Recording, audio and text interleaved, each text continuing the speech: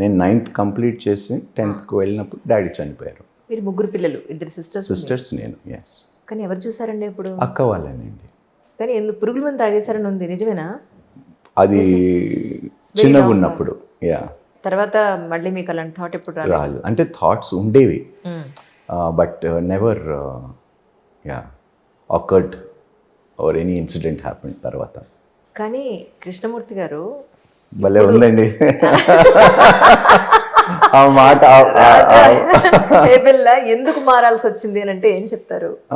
అంటే చిన్న వయసులోనే నాది బ్యాప్టిజం అయిపోయిందండి.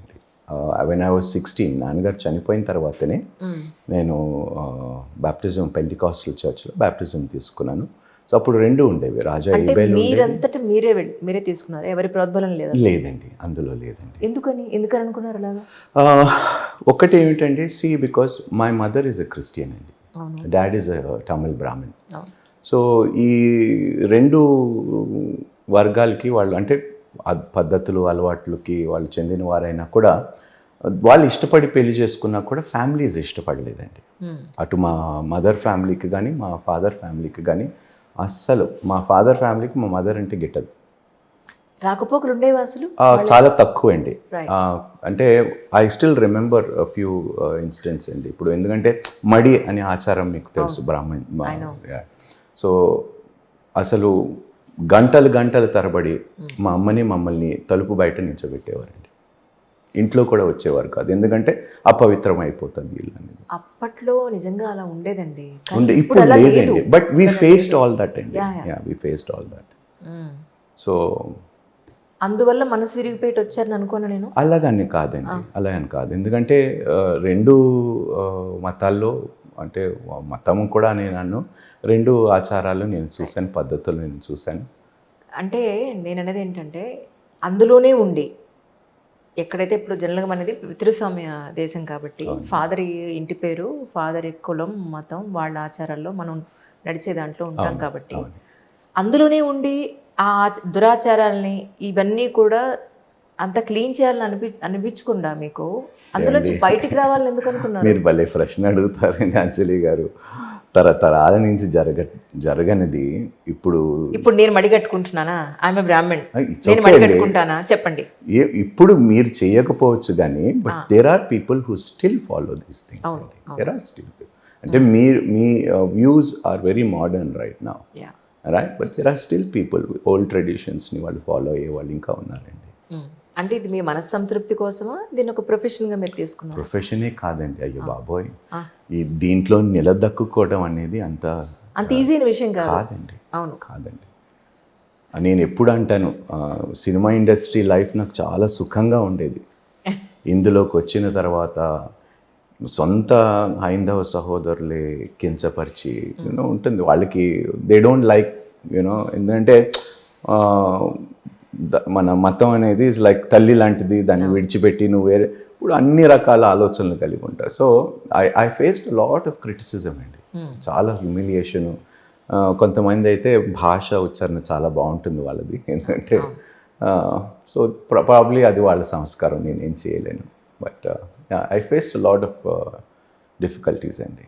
అంటే మీ నాన్నగారు బ్రాహ్మణ్ అవ్వడం వల్ల మీరు ఇలాంటి ఫేస్ చేశాను అంటున్నారా? అలా అని కాదండి, బ్రాహ్మణ్ అంటున్నా అంటే నేను క్రిస్టియానిటీలోకి వచ్చిన తర్వాత the opposition that I faced from our Hindu community was very strong. అప్పటి వరకు రాజా ఏం చేసినా కూడా ప్రశ్నించేవాడు లేకపోయాడు. కేవలం నేను క్రిస్టియానిటీలోకి వస్తేనే ప్రశ్నించడం ప్రారంభించారు. వేలెత్తి చూపించటము, అమ్ముడిపోయాను, ప్రచారం చేయటము, తప్పుడు ప్రచారం చేయటము. I said that is my choice. నాకు ఏది నచ్చుతుందో అది నాకు స్వేచ్ఛ. వ్యక్తిగతంగా దేశం ఇచ్చిన స్వేచ్ఛ కాదు, వ్యక్తిగతంగా భగవంతుడు ఇచ్చిన స్వేచ్ఛ, రైట్? నేను ఏది తీసుకుంటే మీకేమిటి ప్రాబ్లం అనేది. ఇంకా ఎంతమందితో మనం చెప్పుకున్నది ఉపయోగం లేదు. ట్రూ. అంటే మరి మీ లైవ్లీహుడ్ నిలవడానికి ఏం చేస్తున్నారు అని అంటే? ఓన్లీ మినిస్ట్రీ అండి, only ministry. I run a church అండి, ముషీరాబాద్కి దగ్గరలో కావడిగూడ అనే ఒక ఏరియాలోని ఏసీటీసీ కాలేజ్లోని ఐ రన్ ఎ చర్చ్ అండి. So there are very wonderful people who support the ministry. And we get proceeds from my programmes కానీ, నేను చేసే టీవీ ప్రోగ్రామ్స్ కానీ, ప్రసంగాల ద్వారా మాకు ప్రొసీడ్స్ పర్సనల్గా పంపిస్తూ ఉంటారు కొంతమంది. రైట్. కానీ అంటే ఆ, మనకి ఇంట్రెస్ట్ ఉండి మతం మార్చుకోవడం వేరు, మీరు ఏకంగా పాస్టర్ అయ్యారు కదా. అవునండి, యా. మీకు అనిపించలేదా ఎప్పుడు ఇది నేను ఇలాంటి స్పీచెస్ ఇవ్వలేదు, ఇప్పుడు ఇలా ఎలా ఇవ్వగలుగుతానా లేదా అని? దీనికి ట్రైనింగ్ ఉంటుందంటారా? ట్రైనింగ్ ఏం లేదండి. ఇప్పుడు అంటే నేను థియోలాజికల్ కేవలం క్రిస్టియన్ డాక్ట్రిన్ని అర్థం చేసుకోవటానికి థియోలాజికల్ ట్రైనింగ్ తీసుకున్నాను, కానీ మాటలు మాట్లాడటం అనేది, ప్రజెంటేషన్ అనేది it is a skill that is given by God. ఇప్పుడు అందరూ జర్నలిస్ట్ అయిపోలేరు, ట్రూ, రైట్? సో కొంతమంది చాలా క్లిక్ అవుతారు, కొంతమంది క్లిక్ అవ్వరు. సో దాన్ని నువ్వు ఏ విధంగా దానిని ప్రాక్టీస్ చేసుకుంటావో, నీ presentation skills, everything is oratory skills అండి. సో ఏ రాజకీయ నాయకుడైనా, ఇప్పుడు పెద్ద పెద్ద రాజకీయ నాయకులు కొడుకులు ఉన్నారు, వాళ్ళు మాట్లాడలేరు తండ్రులు మాట్లాడినట్టు, అందుకని they are not able to connect with the people. So ఆ గిఫ్ట్ భగవంతుడు నాకు ఇచ్చాడని నేను అనుకుంటున్నానండి. కానీ ఎంత కాన్ఫిడెన్స్ కావాలి, ఉండాలండి, కాన్ఫిడెన్స్ ఉండాలి.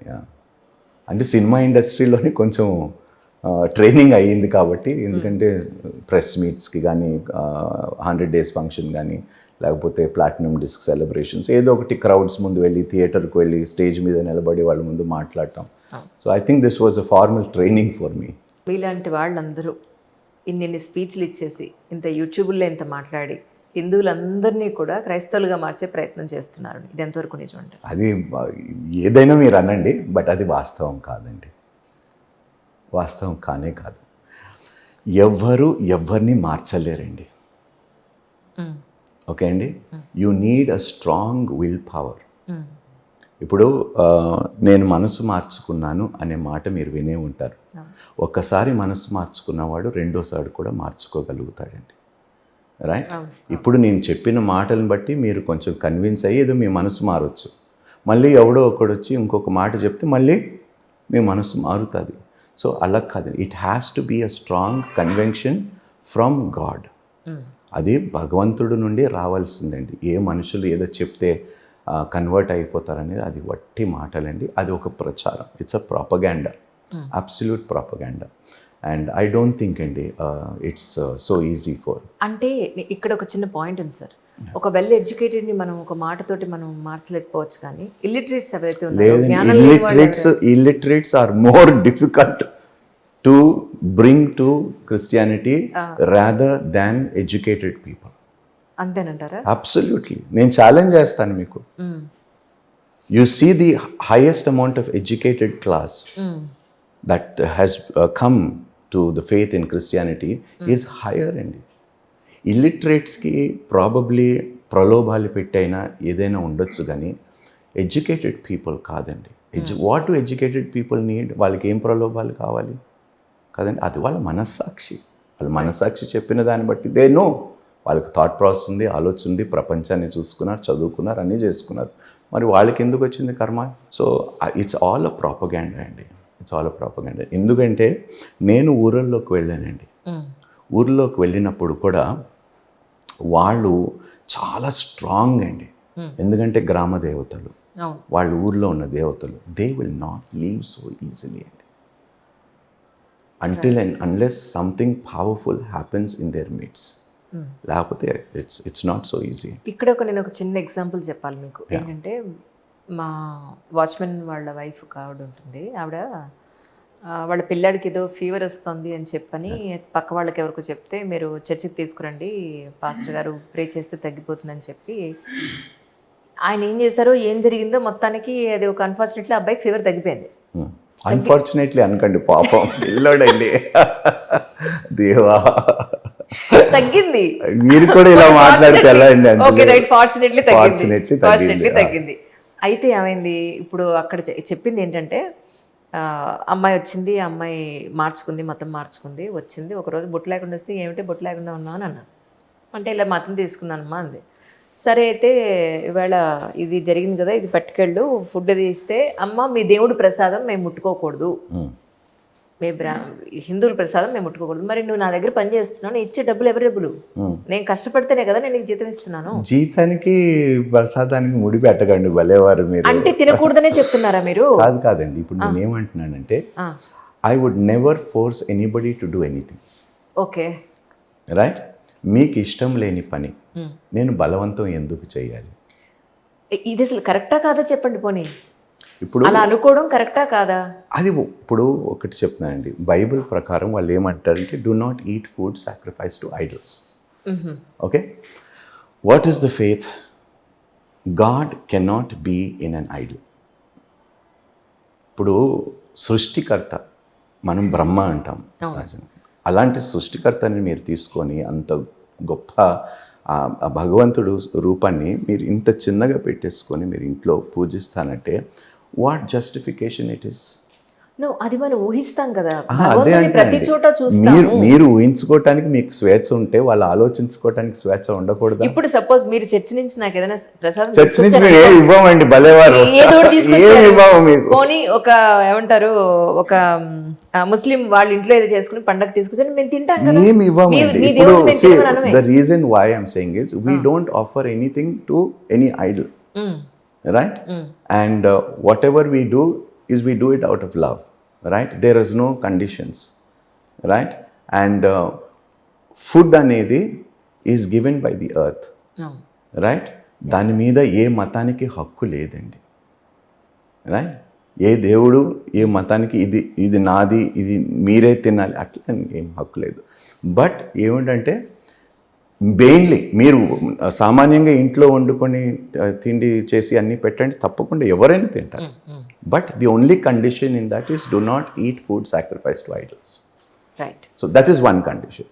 మీరు ఇంట్లో ఎన్ని రోజులు నేను చక్కగా నన్ను పిలవండి, మీ ఇంట్లోకి వచ్చి నేను భోజనం చేస్తాను. ప్రసాదం అంటే మాత్రం తినరు, అంతేనా? సో మీరు కూడా అలాగే ఉన్నారు అయితే దీన్ని బట్టి. అలాగే ఉన్నారని కాదు, దిస్ ఇస్ అవర్ బిలీఫ్స్. ఇప్పుడు సరే, తిరుపతి నుంచి లడ్డు వచ్చింది, ప్రసాదం అంటే తీసుకుంటారు తీసుకోరా మీరు? యాజ్ ఎక్స్ బ్రాహ్మణ్ అనుకోండి, ఇప్పుడు మనకి కొన్ని మీలో నేను బ్రాహ్మణే చూస్తున్నాను.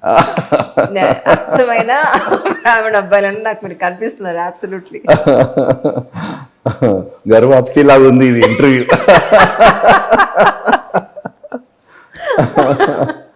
లేదండి, అంటే ప్రతి మతానికి కొన్ని ఆచారాలు, కొన్ని పద్ధతులు ఉన్నాయి. Let us respect everybody, let us respect. ఇప్పుడు వాళ్ళ ట్రెడిషన్స్ వాళ్ళవి, మీ ట్రెడిషన్స్ మీది, మా ట్రెడిషన్స్ మావి, రైట్?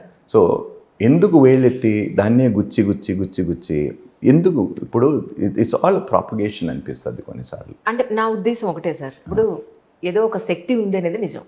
అది మహమ్మద్ ప్రవక్త కావచ్చు, లేకపోతే హిందూయిజం కావచ్చు, ఇంకోటి కావచ్చు, ఎవరి ఇష్టం వాళ్ళది. అదే అంటున్నాను, ఎవరి ఇష్టం వాళ్ళదని మీరే అంటున్నారు, మళ్ళీ ఇప్పుడు అబ్జెక్ట్ చేస్తున్నారు. అంటే అది రూపాలు వేరంతే. ఇప్పుడు నేను ఒక రాయిలో చూస్తే మీరు ఒక సిలువలో చూస్తారేమో. సిలువలో దేవుణ్ణి మేము ఎన్నడూ చూడమండి, బాగోయ్ మీకు దండం పెడతా.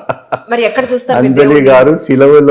సిలువ దేనికి సాదృశ్యం అంటే త్యాగానికి సాదృశ్యం. సరే, మీరు ఎందులో దైవత్వం చూస్తారు? ఎందులోని చూడమండి దైవత్వం. దేవుడు ఆత్మస్వరూపి కాబట్టి we have to experience that అండి. ఫస్ట్ కమాండ్మెంట్ బైబుల్లో, మరి మీరు చదివారో లేదో తెలియదు, 10 ఆజ్ఞలు ఉంటాయండి. That is the moral standard, right? అది జూస్కి కావచ్చు, క్రిస్టియన్స్ కావచ్చు, అది ఇస్లాం రిలీజియన్లోనే కావచ్చు, right?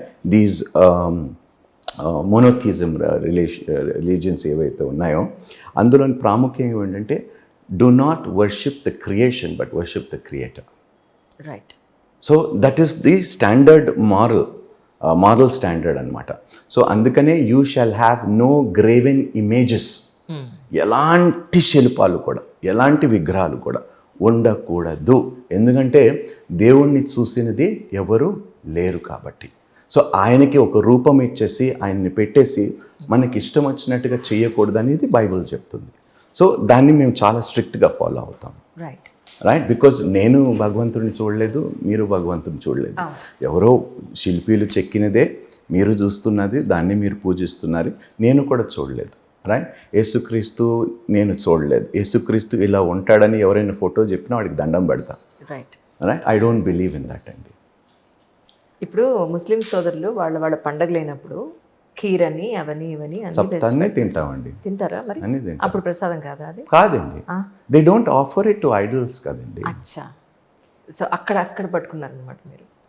Any food that is not, ఇప్పుడు మీ ఇంట్లో పుట్టినరోజులు చేసుకోండి, పెళ్ళిళ్ళు చేసుకోండి, ఏమైనా చేసుకోండి, తప్పకుండా వచ్చి తింటాం, కాదనటం లేదు. Right right Right. సరే, మీరు భలే ఉన్నారండి. Why Why Musheerabad? don't you respect something we respect అండి? అయ్యో అంత కష్టమే ఉన్నదండి. ఇస్తాను, డెఫినెట్ గా ఇస్తాను. మీరు కాదని అన్నప్పుడు ఇంక నేను ఇంకేం చేస్తా, బలవంతంగా వచ్చి కాదండి. తినిపించలేను కదా నేను. అబ్బా చూసారా, బలవంతంగా తినిపించలేంది బలవంతంగా మతం మార్చేయచ్చు అంట. బా అంత బాగా మాట్లాడతారు అంటే చూడండి మీరు. వాళ్ళ మానసిక ఆర్థిక పరిస్థితులు వాళ్ళు అలాగా అటు సైడ్ వెళ్ళేలాగా చేస్తాయేమో అనేది నా. ఎవరి ఏమండి, డబ్బుడికి అమ్ముడు పోయిన వాడు అసలు ఏ మతానికి చెందినవాడు కాడు. అయితే ఇప్పుడు హిందూ నుంచి లేదా అదర్ వేరే వేరే మతాల నుంచి క్రిస్టియన్లోకి వెళ్ళేవాడు ఏమీ డబ్బులు పెట్టలేదంటారా మీరు? ఎందుకు ఇస్తారండి? ఇస్తున్నారు. ఇచ్చినోడు గాడిద, తీసుకున్నోడు గాడిద.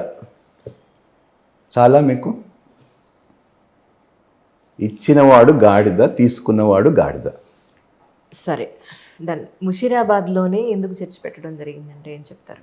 ముషీరాబాద్లో ఎందుకు పెట్టామంటే అండి, that was the area that God showed me.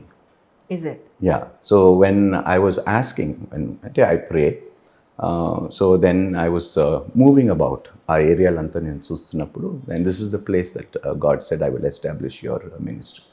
So akkada prarambhinchanu. We started off with maybe 12 to 15 people.